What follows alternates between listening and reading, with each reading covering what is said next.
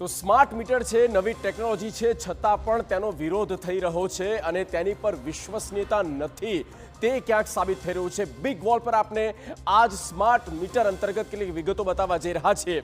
સૌથી પહેલા વિરોધ કેમ, તો એક મુખ્ય કારણ છે કે વધુ બિલ આવવાની ભીતિ। ઘણા સ્થાનિકો દ્વારા કહેવામાં આવ્યું છે કે બિલ વધુ આવી રહ્યું છે, જે આવતું હતું એ જ પ્રમાણમાં જ્યારે વપરાશ કરીએ છીએ તો બિલની રકમ વધારે આવે છે।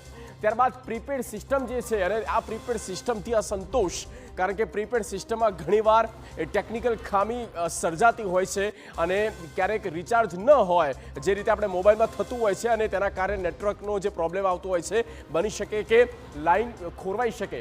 ટેકનિકલ ખામી અને નેટવર્કની સમસ્યાઓ જે પ્રકારે આપણે કહ્યું, અને એ જ ટેકનિકલ ખામીનો ડર, ભીતિ જે છે તે સ્થાનિકોમાં છે કે આ ઝંઝટમાં નથી પડવું અને તેના કારણે ક્યાંક કનેક્શન લોસ્ટ ન થઈ જાય। સ્માર્ટ મીટર ફરજિયાત કેમ છે, આ સવાલનો જવાબ પ્રશાસન તંત્ર કે તેના અધિકારીઓ નથી આપી શક્યા।